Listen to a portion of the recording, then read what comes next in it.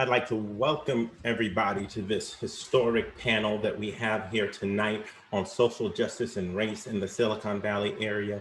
It is my distinguished pleasure to be the co-host with Professor Allison Hobbs from Stanford. I want you to really understand that tonight is truly historic. We have the mayors from East Palo Alto, and Menlo Park with us. We have a new generation of leaders in the building that have done some amazing social justice work in this area, and we're excited to hear them. Along with that, we have some sage voices that have had their hand to the plow working the social justice for a long time. And we have some dedicated public servants and two of the police chiefs, both from East Palo Alto and Palo Alto, that have been progressive in moving forward. Obviously, we are facing numerous problems in this moment. Some scholars and civic leaders have described this period as a pandemic within a pandemic, or a crisis multiplied by a crisis, multiplied by a crisis. So I would just be really interested in hearing each of you say a little bit about what problem you feel is most urgent in this moment. And obviously the issues around housing and quality education and policing and criminal justice reform are all interconnected. That in this moment, we are spending a lot of our mental and emotional energy on the enforcement side of our challenge as a community, which is an important challenge. It's just that I don't see it as the root challenge. I actually believe that the three legs of education, wealth, and access are where we have much more deeply rooted evidence of systemic racism. On systemic racism, in my mind, systemic racism is white supremacy. I mean, if I be very blunt about it, it is white supremacy. And I analogize systemic racism to the coronavirus, the COVID-19, because I see systemic racism as a virus. The COVID-19 has been with us since maybe December 2019. The systemic racism virus has been with us since 1619, 401 years, to permeate every institution in this country, every institution. And it is informed by white supremacy.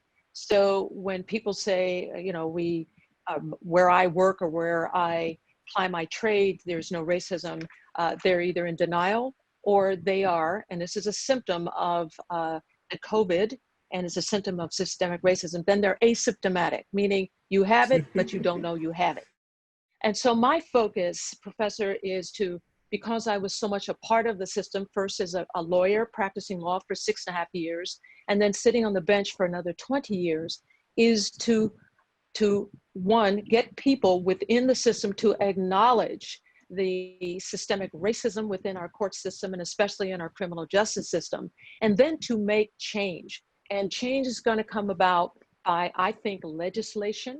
It's going to come about by having judges acknowledge that they are part of the problem, and acknowledging that race really is at the core of how so many of our laws and court decisions have been made to our detriment. So it's a big issue.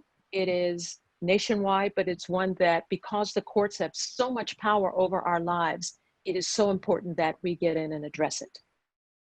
Something that really is close to me is systemic racism within our education system.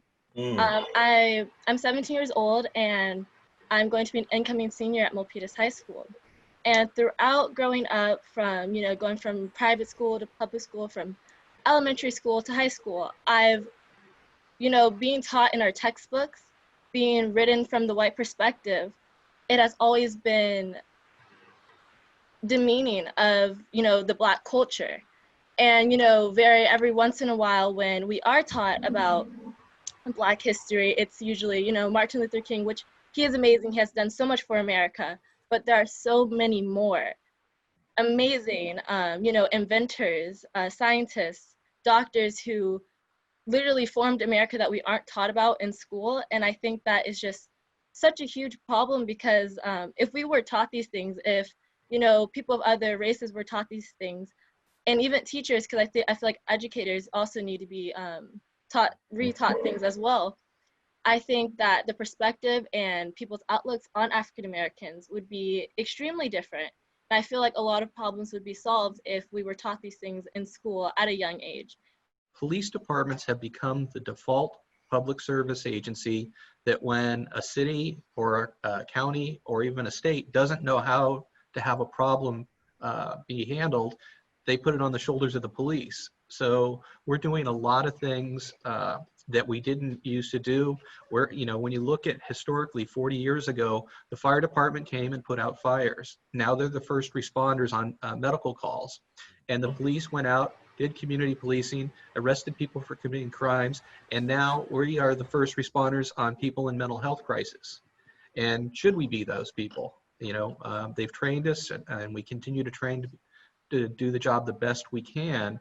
But, a lot has been put on law enforcement agencies. So when you look at it, and what I told my folks is defunding could be a possibility if there's a realistic plan on what you're going to take off of our shoulders and put on someone else's shoulders. It needs to be some type of change, and we do need to have people that are there for people with mental issues, people with drug issues, so on and so forth. But as I've learned, there are those people already available. We just aren't using them. So there has to be a connection to us realizing we have them and we're using them. I think the system has to change. New Jersey had a dismantling of the police force, and their rate of their rates of violent crimes have decreased by 42%. I feel that it would be both morally and intellectually irresponsible not to discuss the manifestation of police brutality in my own community. I'll start with what's unfortunately one of the more innocuous instances of police brutality, with Officer Zach Perrone making a joke using the N-word around an officer who is Black. The Black officer is no longer with the Palo Alto Police Department, and Zach Perrone was shortly after this promoted to captain.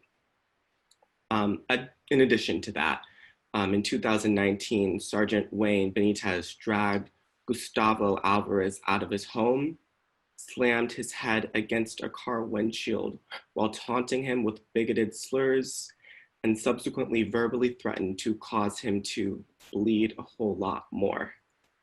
A lawsuit regarding the situation resulted in a $572,000 payout to Mr. Alvarez, and the two officers that were involved failed to report the use of force to their superiors, and no charges were leveled against any of the officers involved.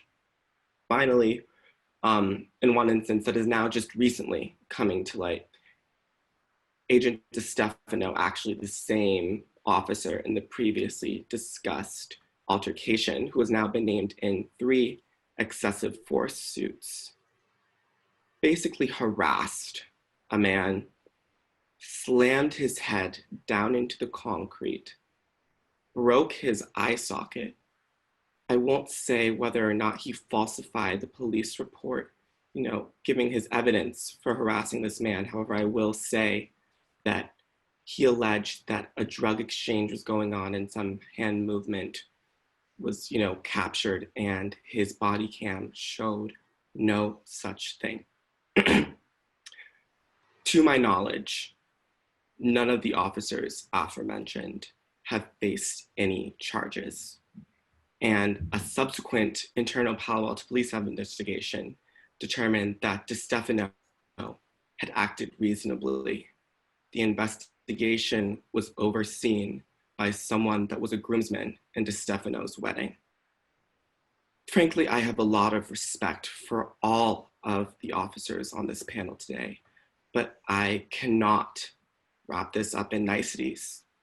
The legislative inaction and refusal to punish police misconduct being exhibited in Palo Alto is nothing other than malfeasance.